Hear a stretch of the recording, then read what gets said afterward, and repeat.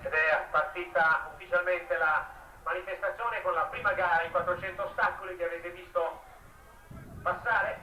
Ecco, e vediamo subito che Mauro Benisi, che vanta un personale di 55,6, l'atleta esperino che gareggia al centro della pista, si riesce a superare i suoi concorrenti.